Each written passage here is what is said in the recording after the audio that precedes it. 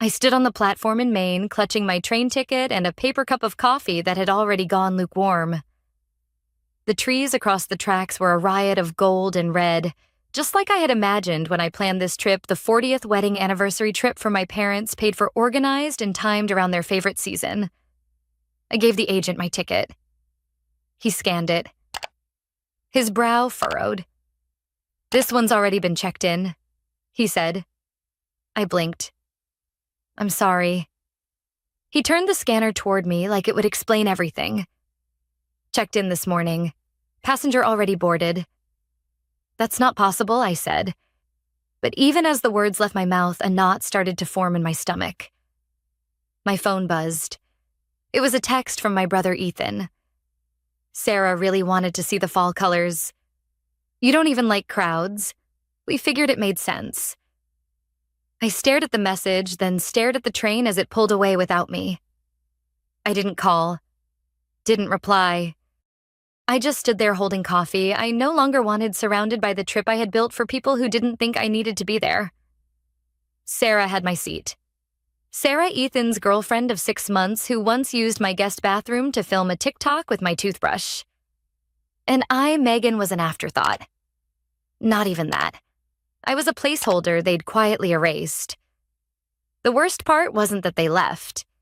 It was that no one even thought to tell me.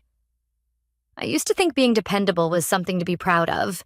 Growing up, I was the one who cleaned up after dinner without being asked who got straight A's, while Ethan scraped by on late homework and charm. When our dad, Michael, lost his job, the year I turned 16, I picked up shifts at the diner and handed every dollar to my mom, Linda, without question. She called me her little rock, and I wore the title like a badge. Ethan, on the other hand, was the baby, the one they always said just needed more time. He crashed the car twice before he turned 20 and never paid for either repair. But when he got a C in microeconomics, Mom cried tears of pride. "He's trying so hard," she said. When Ethan got into community college, I covered his books. When he dropped out, I helped him find a job. When he lost it a month later, I co-signed his lease and made the payments when he didn't. He moved in and out of my guest room more times than I can count, always with some new excuse. Sarah was just the latest version of his life on someone else's dime. I never complained out loud. I made good money as a systems analyst. I told myself I was helping. That's what good daughters do. Besides, if I didn't step up, who would Mom never ask me directly to foot the bills? She had a different way of getting there. "Your brother's doing his best, honey. It's hard out there for young people. You're lucky to have a stable career." Not everyone has your sense of responsibility. I don't think she ever thanked me. Not really, but she always made it clear she expected it. And when I gave it, was never framed as a gift. It was just what I did. Who I was, reliable, strong, capable. And over the years, it became easier to be that person than to ask why no one else was. I didn't plan the anniversary trip to prove anything. I planned it because they'd once told me they'd honeymooned near the Adirondacks, because Mom lit up whenever fall rolled around. Because Dad still kept the old Polaroid from that trip in his dresser drawer. I thought maybe if I gave them something beautiful, they'd finally see me, not just what I could offer. But looking back now, I realized they saw exactly what they always had. Not a daughter, a solution. It started as an idea on a yellow sticky note. Adirondacks, October. I'd scribbled it in the margin of my work planner after Mom mentioned it over coffee, how she and Dad had honeymooned in a tiny inn near Lake Placid with creaky floors and maple syrup on the windowsill. That afternoon, I started researching fall foliage tours. Within a week, I had everything blocked out. Scenic rail passes through New England. A 2-night stay in a historic inn with vineyard views. A private dinner reservation at the same restaurant they'd visited 40 years ago. I even upgraded their rooms to have a fireplace. Just like before, I wrote on the itinerary card I planned to surprise them with. I didn't need anything fancy for myself. I booked a small room at a roadside motel and took coach class on the train. The whole trip came to just under $9,000. That included everything: transportation, meals, activities, even a bouquet of fresh asters and goldenrod for their anniversary dinner. I used PTO to make it fit between two major client deadlines and rearrange my calendar for the next 6 weeks so I wouldn't miss a beat at work. Ethan wasn't part of the plan, not originally. Mom said he might be too busy with some freelance thing, which usually meant doing nothing in his apartment while Sarah practiced TikTok dances in the background. I didn't press it. Truthfully, I'd imagined this as a quiet trip, a moment for them to breathe, for me to maybe not impress them, but remind them I was here, that I still cared. It wasn't about proving my worth. I'd stopped chasing that years ago. But part of me hoped maybe this would be the thing that stuck, a memory they'd talk about at Thanksgiving, a photo they'd frame, and actually send me a copy of a small crack in the wall between us. It was never about the train ride or the hotel. It was about the table I set, the effort I poured in, the hope I still stupidly carried. And somehow it still wasn't enough to get a seat. A week before the trip, I got a text from Mom. Sarah said her fall content would look amazing up there. Ethan thinks it'd be fun if we added them. Is that okay? There was no mention of where they'd stay, how they'd get there, or who would pay. Just the assumption that I'd make it work. I stared at the message for a while before replying. If the rooms can still be adjusted, I'll try. That was all I said. Not because I was upset yet, but because I knew how this game worked. Every ask came draped in pleasantries, framed as spontaneous. And always, somehow, it became my responsibility to smooth it out. I checked the reservation site that night. The inn was nearly full. I managed to get another room nearby, small and overpriced. Still, I booked it. Then I emailed the train company to confirm the seating. Our cabin could hold 4. Any more would require shifting to a different car. I asked them to hold our original reservation. I didn't hear back from Mom again. Not about logistics, not about anything. The group chat went quiet. A few days later, I saw Sarah post an Instagram story, a pair of brown leather boots, and a caption, "Can't wait for fall adventures." The boots were on my living room floor. She hadn't asked before taking the picture. Something in me tightened. But I let it go because that's what I did. Even as the unease crept in, I convinced myself it would be fine, that I was being sensitive, that they wouldn't just cut me out. They wouldn't. I stayed on the platform long after the train had disappeared around the bend. The sky was soft with morning mist, and the trees swayed in slow motion like they were unaware of the hollow ache blooming inside my chest. My suitcase sat beside me, untouched, pointless. No one called. No one texted again. Not Ethan, not Mom, not even a generic sorry for the mix-up. I wasn't part of the mistake. I was the mistake. And Sarah, she got the scenic view. The curated experience, the seat I held for months while building an itinerary they never asked for, but happily accepted. I didn't cry. Not then. I walked to the cafe across from the station, ordered another coffee I didn't want, and sat by the window watching strangers board buses to places I hadn't planned for. I scrolled through social media. Ethan had posted a photo, Mom and Dad smiling on the train platform, arms looped with Sarah's. The caption read, "Family fall getaway. Finally making memories together." The word "together" struck harder than I expected, like it excluded me on purpose, like they'd finally achieved a picture-perfect version of themselves now that I was gone. I didn't comment. I didn't like the photo. I just locked my phone and stared at the tabletop, tracing the scratches in the wood like they could offer answers. They didn't forget me. They made a choice, and I needed to make one too. I didn't go home. Instead, I rented a car and drove north.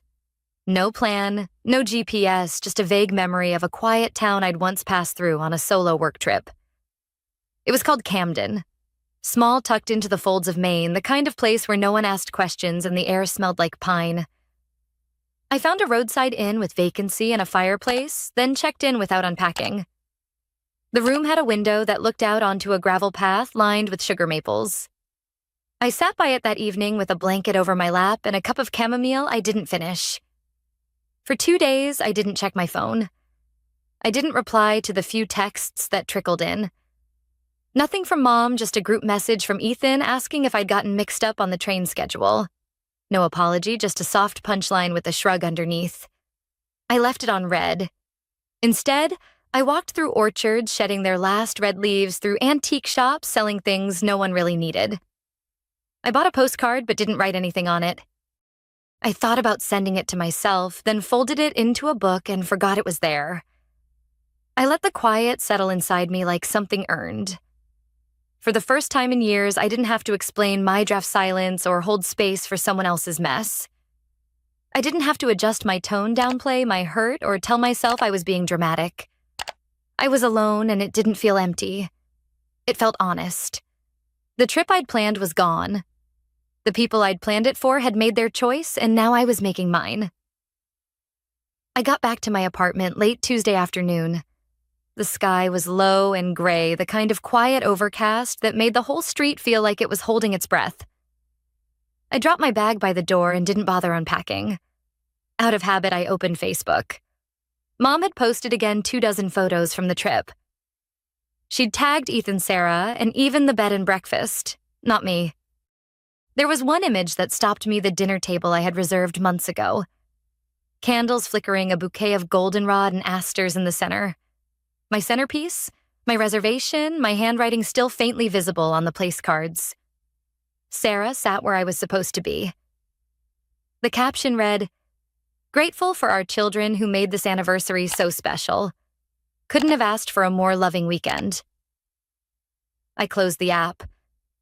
The next morning, I got an email from Mom's shared account with Dad's subject line photos from the trip. No message, just the images attached in bulk, as if I were a distant cousin who'd missed a reunion. "No, we missed you." "No, where were you?" Just evidence. Proof that the weekend happened without me. That's when I realized this wasn't a mistake. It wasn't an oversight. It was the family they'd chosen to show up for. The next day, I drove to the house. My house. The one I bought 6 years ago with my name on every document and every bill. The one I'd let them live in rent-free. They weren't home. I walked through each room slowly. The guest towels I bought were faded. The kitchen smelled like someone else's cooking. Sarah's raincoat hung on the banister. I stood in the dining room, the same room I'd once called hers during a birthday toast. And I realized something so simple, it felt like a revelation. They weren't renters, they were takers, and I was done offering. The lease adjustment notice went out the next morning. I printed 2 copies. One for the kitchen counter, the other mailed certified. It was clean, professional, no sharp language, just numbers and dates. The rent now at market rate. Utilities no longer bundled. Guest privileges revoked unless approved in writing. There was a deadline the 1st of the month. I didn't include a note. Didn't owe them one. That afternoon, I got a call from Mom. She didn't start with, "Hello, Megan." "What is this? Are you seriously charging us rent?" There was no trace of confusion in her voice, only offense. "This is cruel," she continued. "We're your parents." I waited a beat before answering. "Then maybe you should have treated me like your daughter." She scoffed. "So this is about that trip?" I said nothing. "We didn't mean to hurt you." She added, softening. "It just happened." I could hear her walking through the living room, the creak of the old floorboard near the front window. "Your father's upset," she said. But Michael hadn't called, hadn't texted. I wasn't sure if he even knew or cared. "You could have just talked to us," she said. "I could have. I chose this instead." "You've got until the 1st, I said, gently. "After that, it becomes legal." "You're not serious." "I am." She hung up. For a long time, I stood at the kitchen sink and stared at the faucet. Not angry, not proud, just steady. The house didn't feel like mine anymore. But it wasn't theirs either. It had been a gift. Now it was a boundary. The email came 3 days later from a local law office I didn't recognize. Subject: intent to dispute ownership. Inside was a scanned letter. My parents, through counsel, were asserting long-term financial contributions and shared occupancy, claiming partial rights to the house. No dollar amounts. No documents, just vague language meant to sound formal and intimidating. I forwarded it to my attorney. He called within the hour. "There's nothing here," he said. "They've got no legal standing. This is noise." But it wasn't just noise, it was confirmation. They weren't sorry. They were retaliating. Ethan showed up the next evening. He looked like he hadn't slept. His usual careless swagger was gone, replaced by a quiet, unfocused guilt. Sarah left, he said, standing awkwardly on the front step. Said she didn't sign up for all this family crap. He didn't ask to come in, just stood there like maybe the door would open out of habit. "I don't have anywhere to go," he added. "You know that, right?" I did. But I also knew what came next if I let him in. "I'm not your safety net," I said. He looked down at his shoes, then back up, eyes glassy but dry. "I didn't mean to hurt you," but he didn't say sorry. Not really. And I didn't say anything at all. Dad never called. Not after the rent notice. Not after the legal letter. Not even when Ethan showed up with nowhere to go. He didn't yell, didn't text, didn't ask me why. But that wasn't new. Growing up, his silence had always been the backdrop. When Mom pushed too hard, when Ethan acted out, when I broke down under the weight of being the steady one, he'd just sip his coffee and disappear into the next room. His neutrality had a softness to it that made it feel harmless, almost gentle. But now I saw it clearly. It wasn't gentleness. It was consent in silence. He had let it all happen, every ask, every assumption, every time they took from me without thanks or pause.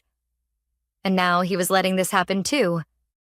The day I dropped off their certified notice, he was out front watering the bushes. He looked up as I walked past.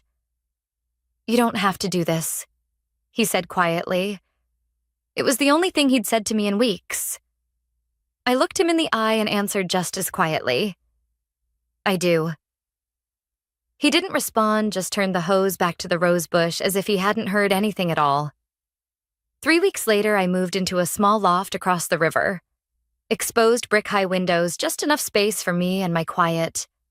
No footsteps overhead, no door slamming, no voices asking for something.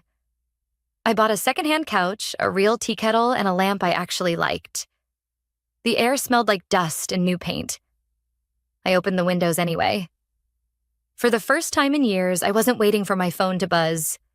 No group chats asking for grocery money. No guilt-soaked check-ins disguised as concern. Just mornings with my own schedule and evenings that belonged only to me. Ethan hasn't texted since that last night on the porch. Sarah deleted our photos, unfollowed the whole family. And my parents, well, they've gone quiet too. Mom tried one last time, a message with no greeting. "We miss who you used to be." I replied, "You miss the version of me who never said no." She's gone. There was no answer after that. Sometimes I walk past the park near the train station and sit on the same bench where I read Ethan's message the day they left me behind. I don't replay it anymore. I just sit because that's what peace feels like. Not a celebration, not revenge, just the absence of noise. I used to think saying no would make me heartless. Now I know it made me whole. Last week I booked a train to Vermont. No itinerary, no group chat, no anniversary dinner to coordinate.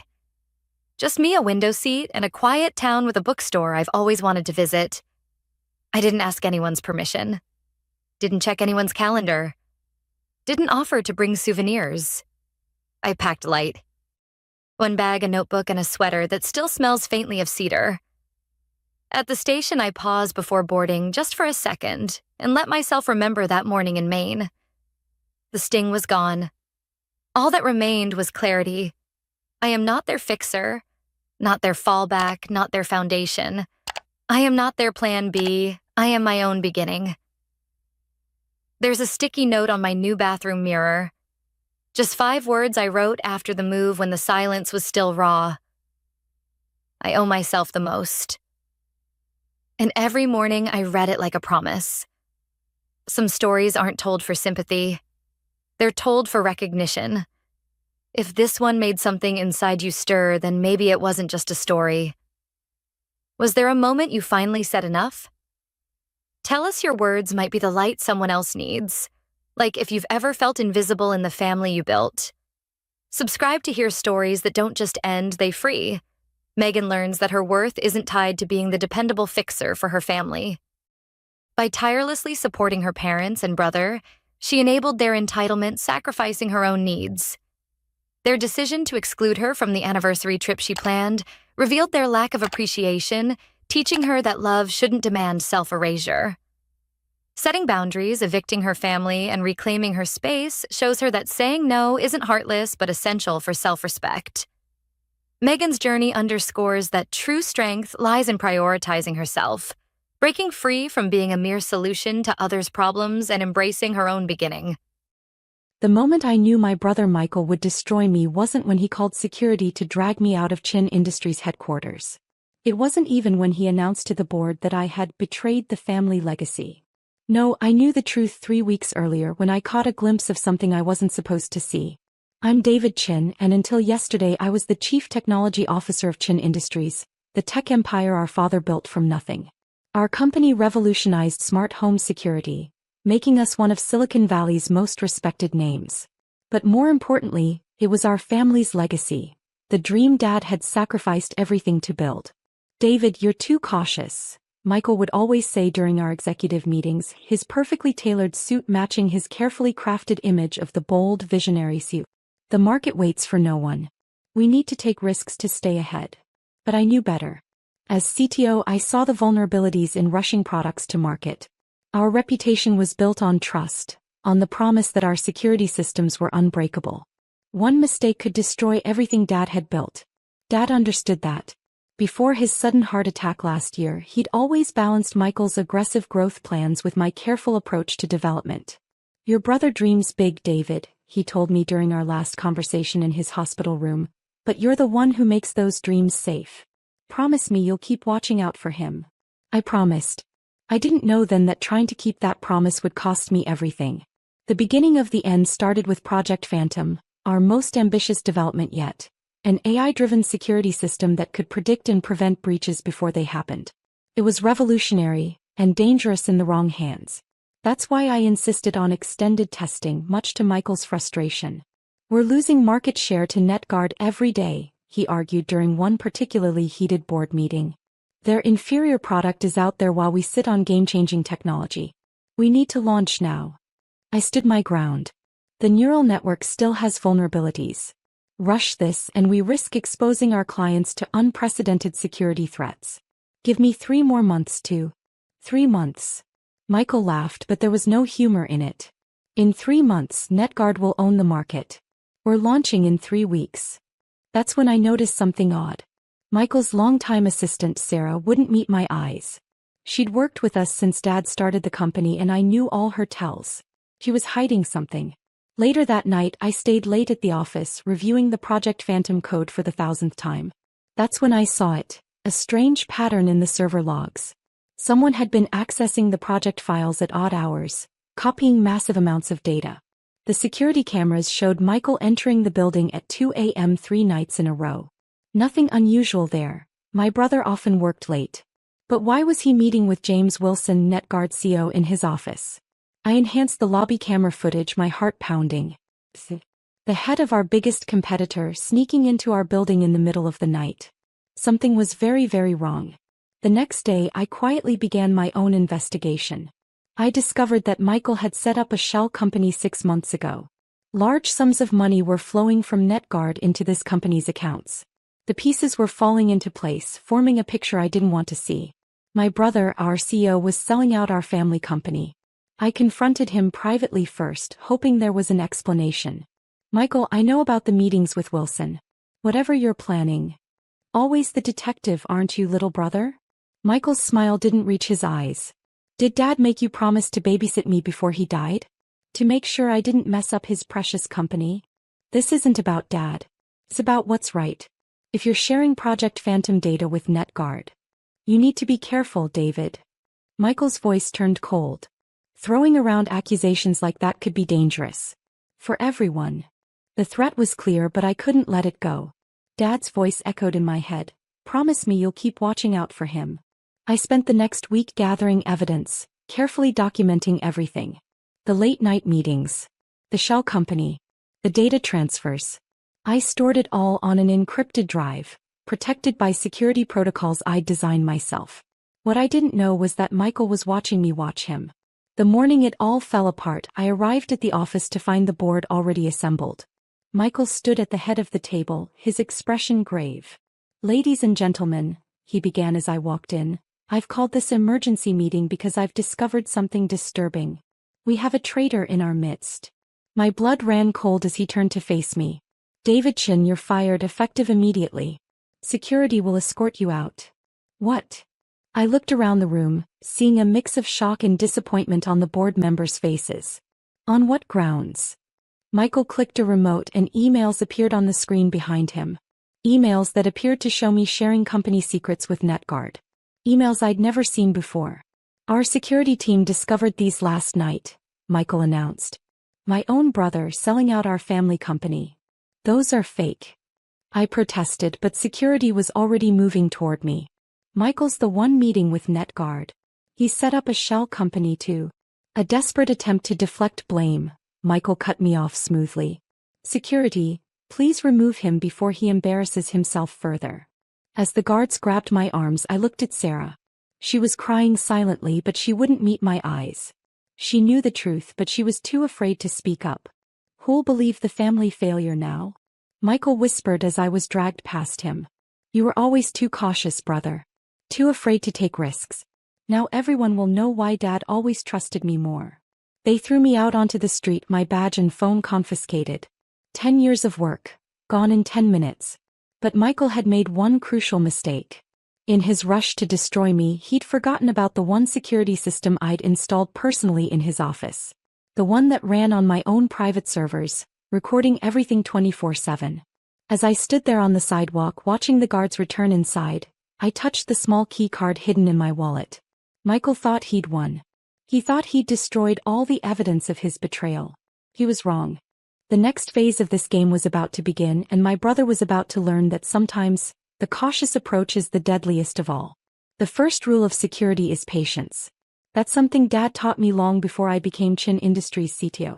The best security experts, he'd say, are the ones who think like their opponents, who take the time to understand every angle before making their move. For 3 days after my public humiliation, I did nothing. I stayed in my apartment, blinds drawn, watching the business news channels report on my betrayal. Michael played his part perfectly, giving sorrowful interviews about how discovering his brother's treachery had broken his heart. "The evidence was undeniable," he told TechWatch News, his expression carefully crafted to show just the right mix of anger and sadness. "As CEO, I had no choice but to protect our company, our employees, and our clients' trust." I almost admired his performance. Almost. On day 4 I made my first move. The key card in my wallet wasn't just a key card. It was a secure access point to my private server network. While Michael was busy erasing evidence of his meetings with NetGuard, he'd forgotten about the one security system he couldn't access. In my home office, I activated the encrypted connection.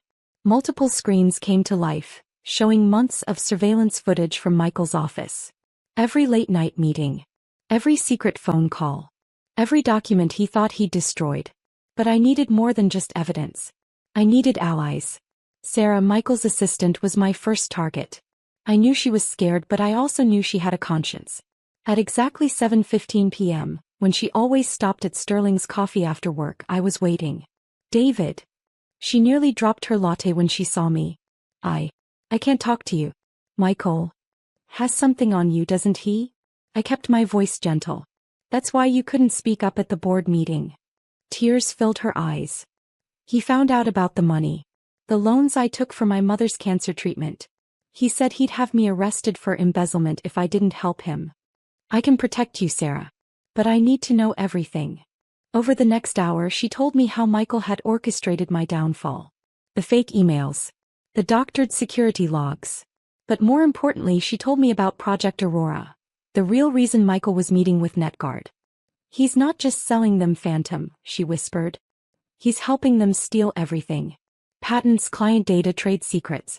Once the merger is announced next month, NetGuard will own it all, and Michael gets a controlling stake in the combined company. A hostile takeover disguised as a merger, I muttered. Dad would be spinning in his grave. There's more, Sarah said. The board meeting, the real one, is scheduled for next Friday.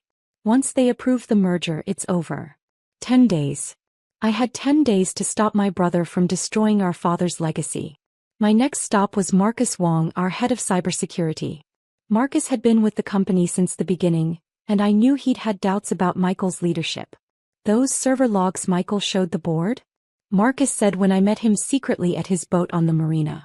They were good fakes, but they weren't perfect. I spotted some inconsistencies, but by then you were already gone. Will you help me, Marcus? He grinned. I thought you'd never ask.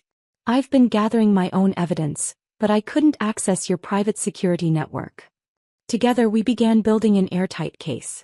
Marcus helped me decrypt the surveillance footage, matching it with network traffic logs that proved Michael had been transferring classified data to NetGuard. Sarah, protected by ironclad legal agreements I had drawn up, provided internal documents showing how Michael had systematically weakened the company's defenses, making it vulnerable to the takeover. But we needed one more piece. Proof that Michael was behind the fake emails used to frame me. That meant getting into his private office, accessing his personal computer. He's reinforced all the security since you left, Marcus warned. There's no way to get in without being caught. We don't need to get in, I said, remembering something Dad had taught me long ago. We just need him to let us in. The plan was dangerous but perfect in its simplicity. Using Marcus's access, we triggered a series of small security breaches throughout the building. Nothing serious, just enough to make Michael paranoid. He'll want to check if anyone's discovered his secret files, Sarah confirmed. He always logs in personally when he's nervous. He was right. At 1:43 a.m. on Tuesday, Michael's private login appeared on our monitoring screen. The same login that would let us trace the fake emails back to their source. Got you, brother, I whispered, watching the evidence accumulate. Just like Dad taught us, the best security expert thinks like their opponent. But Michael wasn't done playing his cards. As we tracked his digital footprint, another alert popped up on Marcus's screen. David, he's moving up the board meeting, Marcus said, his face pale. It's not on Friday anymore. It's tomorrow morning. Sarah's phone buzzed with a calendar update. Emergency board meeting 8 a.m. Merger vote and immediate press announcement to follow. I looked at the evidence we'd gathered. It was good, but was it enough? And could we get it to the right people in time? We need a decision now, David, Marcus said. If we're going to move, it has to be tonight.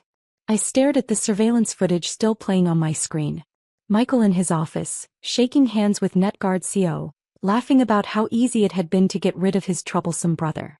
Dad's voice echoed in my head. Promise me you'll keep watching out for him. I had watched. I had waited. And now it was time to act. Call every board member, I told Sarah. Send them this address. Tell them if they want to know the truth about Michael Chin and Project Phantom, be here at 6 a.m. What are you going to do? Marcus asked. I smiled, thinking of the one security system Michael had never known about. The one Dad and I had installed together years ago when the company was still young. I'm going to show them exactly who my brother really is. And this time, everyone will believe the family failure. As Sarah and Marcus left to make their calls, I sat down at my computer and began preparing for the most important presentation of my life. In less than 12 hours, either I would save our father's company, or Michael would destroy it forever. The clock was ticking, and this time there would be no second chances. At 5:45 a.m., I stood in the conference room of the Four Seasons Hotel, reviewing our presentation one final time. The evidence against Michael was displayed across 6 large screens, each telling part of the story of his betrayal. Marcus had arranged everything perfectly, ensuring each piece of evidence was irrefutable. First board member arriving, Sarah's voice came through my earpiece. She was stationed in the lobby, coordinating with hotel security to ensure only authorized personnel entered. It's Eleanor Matthews. Eleanor had been on our board since the beginning. She'd known Dad personally and had always been skeptical of Michael's aggressive expansion plans. As she entered the conference room, her eyes widened at the display. David, she said softly, what is all this? The truth, Mrs. Matthews. Please take a seat. Everything will be explained once everyone arrives. By 6:15 a.m., 11 of our 13 board members were present. Only Michael and James Wilson's recently appointed representative were missing. The room hummed with tense whispers as board members studied the screens, recognized faces in surveillance photos, began to understand the scope of what they were seeing. At 6:20 a.m. my phone buzzed. A text from Marcus. Michael just entered the building. Perfect timing. Ladies and gentlemen, I began, standing at the head of the conference table. Thank you for coming at such an early hour. I know many of you still believe I betrayed Chin Industries. Today I'm going to show you what really happened. The door burst open. Michael stood there, his usually perfect appearance slightly disheveled, his face contorted with rage.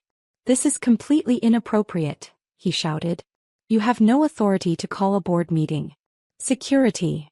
Your security team isn't coming, Michael, I said calmly. They're currently busy dealing with some interesting files Marcus found in the system. Files that prove you've been selling our technology to NetGuard. More baseless accusations, Michael sneered, but I saw the flash of fear in his eyes. The board has already seen the evidence of your guilt. You mean these emails? I clicked a button, and the fake correspondence appeared on the main screen. The ones that were created on your private server? The ones that, when examined by forensic experts, show clear signs of manipulation. Another click and the forensic analysis appeared, highlighting the digital signatures that proved the emails were forgeries. That's impossible, Michael whispered. You couldn't have accessed your private server? The one you thought was secure. I smiled. Brother, you forgot who designed our security systems in the first place. I turned to the board. 3 weeks ago, Michael began secret meetings with James Wilson, CEO of NetGuard. Their plan was simple. Weaken Chin Industries from within, then orchestrate a merger that would effectively give NetGuard control of all our technology, including Project Phantom. The surveillance footage played across the screens. Michael and Wilson in late-night meetings exchanging documents, laughing over drinks as they planned the destruction of everything our father had built.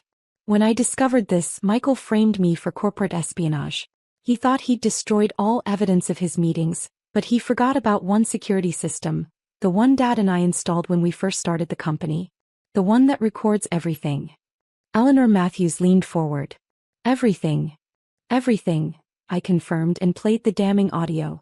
Once the merger goes through, Michael's voice filled the room, Chin Industries effectively ceases to exist. NetGuard absorbs all patents, all technology. David's out of the way, the board trusts me, and no one will ever know what really happened. The color drained from Michael's face. You can't prove. Actually, Sarah stepped into the room holding a thick folder. He can. These are the original documents showing your shell company, the money transfers from NetGuard, and your instructions to falsify evidence against David. Sarah. Michael's voice cracked. You're working with him? I'm doing what's right, she said firmly. What I should have done from the beginning. For the next hour we laid out the entire conspiracy. The board sat in stunned silence as we revealed how their CEO had systematically worked to destroy the company from within. When we finished, Eleanor Matthews was the first to speak. I move for an immediate vote to remove Michael Chin as CEO and press criminal charges for corporate espionage. Seconded, another board member said quickly. You can't do this. Michael shouted. I built this company. I made us what we are. No, Michael, I said quietly. Dad built this company. You just tried to destroy it. The vote was unanimous. As security, the real security team, led Michael away, he turned to me one last time. I was right about you, he spat. Always too cautious, always too afraid to take risks. You'll run this company into the ground. I thought about Dad, about the lessons he taught us about patience, integrity, and the true meaning of security. You never understood, brother. Sometimes the biggest risk is moving too fast, wanting too much. Dad knew that. That's why he made me promise to watch out for you. A lot of good that did, he laughed bitterly. Actually, I smiled. I kept my promise. I watched. I waited. And I protected the company from its biggest threat. You. The aftermath was intense but swift. Michael and James Wilson were arrested for corporate espionage. NetGuard's stock plummeted when the scandal broke. And Chin Industries? The board unanimously appointed me as CEO with Marcus as the new CTO. Sarah became our chief of staff, her financial troubles resolved with a well-deserved promotion and bonus. She hung Dad's old security company photo in the lobby, a reminder of where we came from and what we stand for. 1 month after Michael's arrest, I sat in what had once been his office, now mine, looking at that same photo. Dad stood between Michael and me, proud of both his sons. I wondered if he'd known somehow what Michael might become. If that's why he'd made me promise to watch out for him. The company is different now. We still innovate, still push boundaries, but we do it the right way, with patience, integrity, and an understanding that true security isn't just about technology. It's about trust. Project Phantom was eventually completed, tested thoroughly, and released to universal acclaim. But its greatest achievement wasn't its advanced AI or its unbreakable encryption. It was the simple lesson it taught us. Sometimes the best way to catch a thief is to let them think they're winning. Michael's trial is set for next month. I'll testify not out of revenge but because it's necessary. Because sometimes protecting what matters means making hard choices. Yesterday I visited Dad's grave, something I hadn't done since the funeral. I told him everything. Michael's betrayal, my investigation, the final confrontation. As I stood there, I remembered something else he used to say. A security system isn't just about keeping bad things out. It's about protecting what's valuable inside. I protected his legacy, his company, his values. And in doing so, I finally understood what he'd been teaching us all along. Success isn't about being the boldest or the most aggressive. It's about being patient, vigilant, and true to your principles. As for me, I'm no longer the family failure. I'm David Chin, CEO of Chin Industries, and I learned from the best. Some might call my approach too cautious, but I know better. Because sometimes the most powerful move isn't the fastest or the loudest. Sometimes it's the one your opponent never sees coming. The invitation arrived on heavy cream cardstock, wrapped in silk ribbon and scented with lavender. Classic Melissa. Everything had to be perfect, coordinated, Instagram-worthy.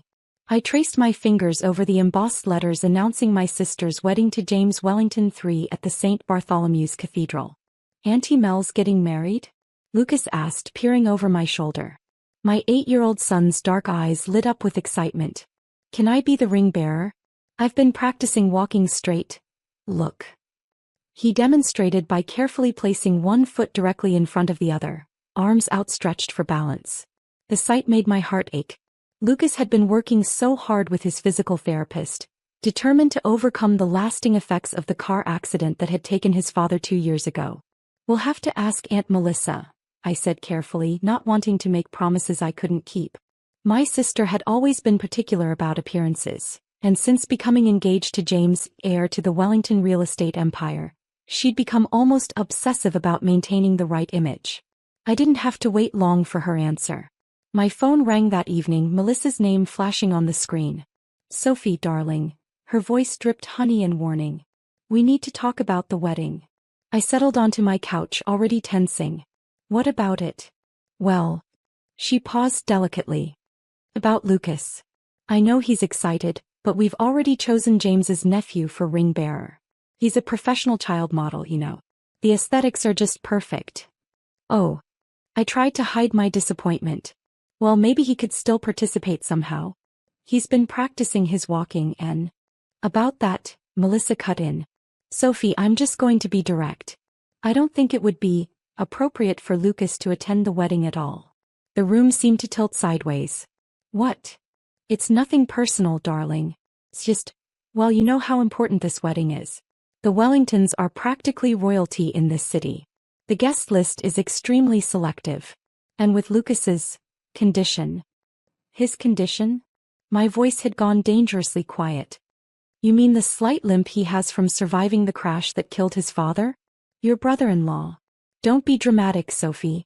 You know what I mean. The photos are going to be in all the society magazines. Everything needs to be perfect. And Lucas is walking. The way he moves, it's just not aesthetic. Not aesthetic.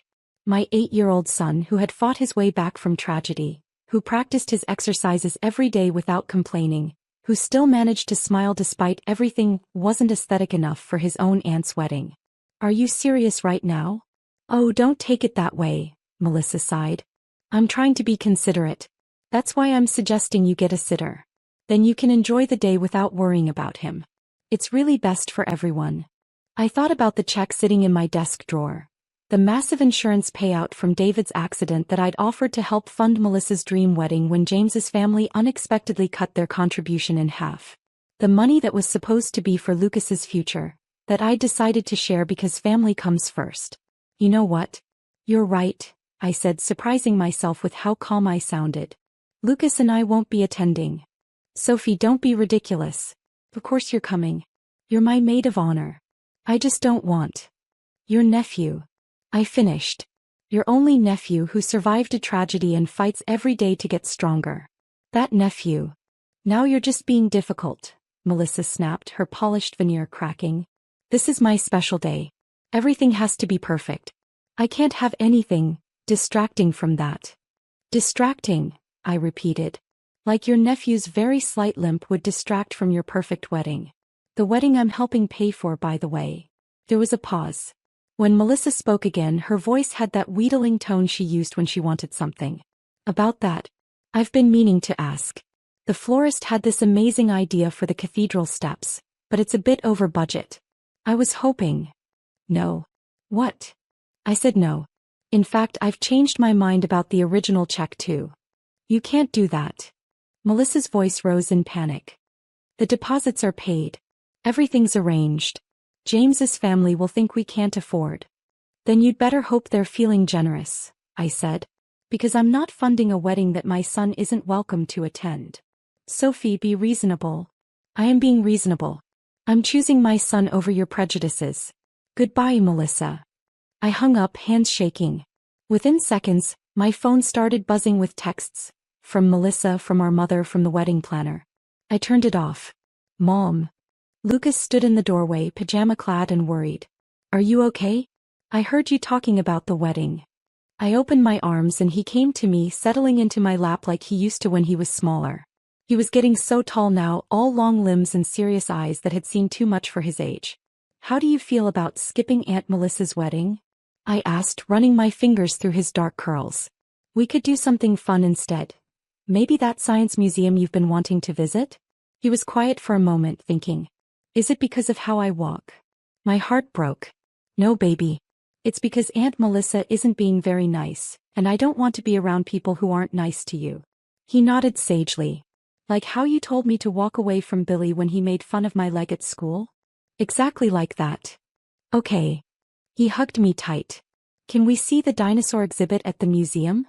We can see all the exhibits you want. After I tucked him in, I sat at my desk and wrote 2 emails. The first was to my bank, stopping payment on the check I'd written for Melissa's wedding. The second was to my investment advisor, asking him to set up a college fund for Lucas with the money instead. I was just hitting send when my mother called. I almost didn't answer, but I knew she'd just keep calling. Sophie Marie Carter, what do you think you're doing? She demanded without preamble. Your sister is hysterical. She says you're trying to ruin her wedding. Did she tell you why? I asked quietly. She said you're being difficult about Lucas not being in the wedding party. Honestly, Sophie, you can't expect her to rearrange everything just because. She uninvited him, Mom. From the entire wedding. Said he wasn't aesthetic enough for the photos. There was a long pause. Well, you know how Melissa is about appearances. And with the Wellingtons there, maybe it would be better if Lucas stayed with a sitter. Just this once. I closed my eyes, a lifetime of memories flooding back. Melissa always getting the new clothes while I got hand-me-downs. Melissa's dance recitals taking precedence over my science fairs. Melissa's needs always coming first. You know what? You're right. I do know how Melissa is. I've always known. I just didn't think she'd extend her superficiality to her own nephew. Sophie. No, Mom. I'm done. I'm not paying for the wedding, I'm not being maid of honor, and Lucas and I won't be attending. End of discussion. I hung up and turned my phone off again, but not before seeing a text from James. Need to talk about the wedding finances. Urgent. Let them panic, I thought. Let them figure out how to have their perfect aesthetic wedding without my money. I had more important things to focus on. Like my son, who deserved every bit of the future his father had dreamed of for him. Who was worth more than all the perfect wedding photos in the world. I went to check on Lucas one last time before bed. He was sleeping peacefully, his favorite space shuttle model clutched in one hand. On his desk lay the card he'd been making for Aunt Melissa's wedding, a carefully drawn cathedral with hearts and stars around it. My phone was still buzzing silently in my pocket. Tomorrow there would be more calls, more guilt trips, more demands. But tonight, watching my brave, beautiful, perfectly imperfect son sleep, I knew I'd made the right choice. What I didn't know was that this was just the beginning. Because Melissa had secrets of her own, secrets that would come to light in the most dramatic way possible. And when they did, everyone would understand exactly why I'd chosen my son over her perfect day. The morning of Melissa's wedding dawned perfect and clear. Exactly the kind of day she dreamed of for her Instagram-worthy ceremony. I knew this because despite being uninvited, I'd received 14 frantic voicemails, 23 texts, and 3 teary visits from my mother over the past week. "Please, Sophie," Mom had begged yesterday, standing on my doorstep. "The Wellingtons are threatening to pull the rest of their funding if we can't match their contribution. The wedding will be ruined." But I held firm, and now Lucas and I were getting ready for our day at the Science Museum instead. He was practically bouncing with excitement as he put on his new space-themed t-shirt, a far cry from the formal suit he'd been meant to wear as ring bearer. "Mom, did you know the museum has a real moon rock?" he asked, carefully tying his shoes. His left foot still turned slightly inward, but his determination never wavered. "And they have a simulator that shows how stars are born." My phone buzzed again, James this time.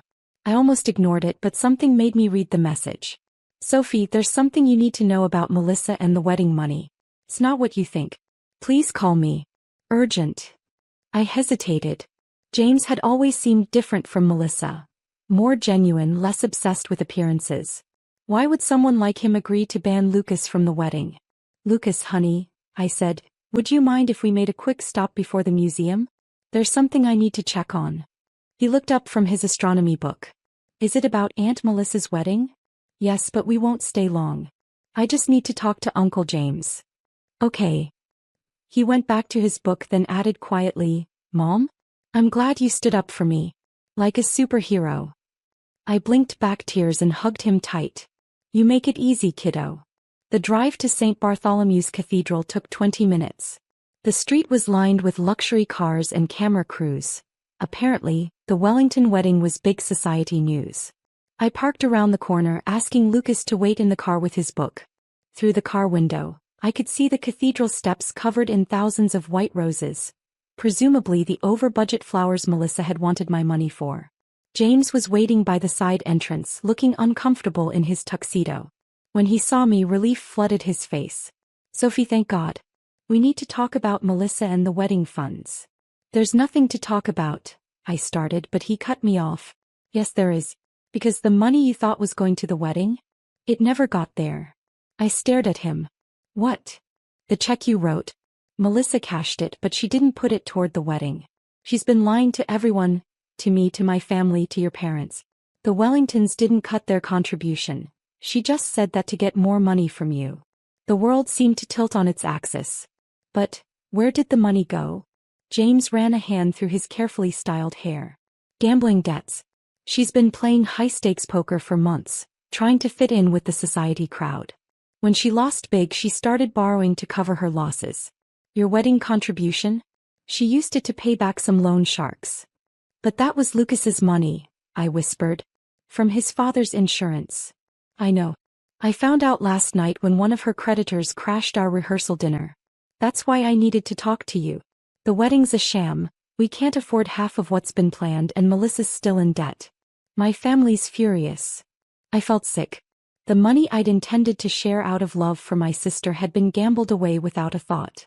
And then she'd had the audacity to ban my son from the wedding? Just then my mother came rushing around the corner. "James, everyone's looking for you. The ceremony starts in 15. She stopped short when she saw me. "Sophie? What are you doing here?" Before I could respond, another voice rang out. "What is she doing here?" Melissa stood in the doorway, a vision in white designer silk. Her perfect makeup couldn't quite hide the panic in her eyes when she saw me talking to James. "You can't be here," she snapped. "You're ruining everything. And where's your phone? I've been trying to reach you about the money." "The money you gambled away?" I asked quietly. The color drained from her face. Behind her, Mom gasped. James told you, Melissa whispered. Then her eyes hardened. You had no right. That was private. Private. I laughed incredulously. Like how you privately decided to ban your nephew from your wedding because he's not aesthetic enough for your photos. Right after taking his insurance money to pay your gambling debts. Gambling debts. Mom's voice was faint. Melissa, what is she talking about? But Melissa wasn't listening. She was staring past us, her face going from white to gray. I turned to see what had caught her attention. Lucas stood there on the cathedral steps, his slight limp more pronounced as he navigated the stairs. He must have gotten out of the car to follow me. Mom, he called. Are you okay? You looked upset. Lucas, baby, I'm fine. I started toward him, but Melissa's voice cut through the air like a whip. Get him out of here. He's ruining everything. Can't you see the photographers? The pure venom in her voice stopped me cold. But Lucas, my brave, beautiful boy, didn't flinch. I made you a card, Aunt Melissa, he said, pulling a folded paper from his pocket.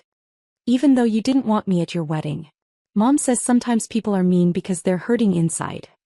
The silence that followed was deafening. Melissa stared at the card, at Lucas's earnest face, at the gathered crowd of guests and photographers now watching the scene unfold. James was the first to move. He walked over to Lucas, knelt down to his level and said clearly enough for everyone to hear, "Thank you, Lucas.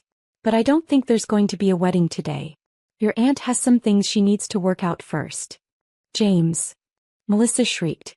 You can't. Can't what? He asked, standing. Can't call off a wedding when I discover my fiancé has been lying about money? Can't object to her cruel treatment of her own nephew? Can't expect basic human decency. But the Wellingtons, the press. Mom stammered.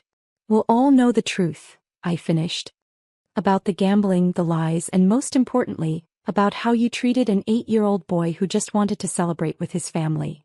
Melissa crumpled to the steps, her perfect dress gathering dust. You've ruined everything, she sobbed. No, Melissa. You did that yourself. And you know what the saddest part is? If you'd just been honest, if you'd shown even a shred of compassion for Lucas, I would have helped you. That's what family does. I turned to my son, holding out my hand. Ready for the museum, buddy? He nodded, then paused to carefully place his handmade card beside his aunt. I hope you feel better inside soon, Aunt Melissa, he said softly. We left them there. Melissa crying on the steps, James looking both sad and relieved, Mom caught between her daughters as always. The photographers would have their story, but not the one Melissa had planned. Instead of a society wedding, they got a story about truth, consequences, and the wisdom of a child who knew more about grace than his aunt ever would. Later, at the museum, watching Lucas press his face against the glass of the space exhibit, I got a text from James. The wedding's officially cancelled. I'm arranging to pay back your money. All of it. Lucas deserves every penny. I'm sorry I didn't stand up sooner. Look, Mom. Lucas called excitedly. That's how stars die and new ones are born. Everything changes, but that's okay because something beautiful comes next. I smiled, thinking about endings and beginnings, about perfect photos versus perfect hearts. You're right, baby, I said. Something beautiful always comes next. The next day, a different kind of invitation arrived. This one from the Children's Hospital where Lucas did his physical therapy. They were starting a new program for kids recovering from trauma, and they wanted Lucas to be their ambassador. His courage and kindness, the letter read, are exactly what other children need to see. I posted the letter on our fridge, right where a wedding invitation had almost gone. Some things I realized are more worth celebrating than others. And Lucas's limp? In the end, it wasn't a flaw to be hidden from wedding photos. It was a badge of survival, a mark of courage, a sign of a spirit too beautiful to be measured by his aunt's shallow standards. The museum became our Saturday tradition. Each week, Lucas would learn something new about the stars while I learned something new about strength from him. Sometimes the best revenge isn't about getting even. It's about rising above, about choosing museums over weddings, truth over appearances, and love over everything else. As for Melissa, last I heard she's in therapy, finally facing her gambling addiction and hopefully learning what really matters.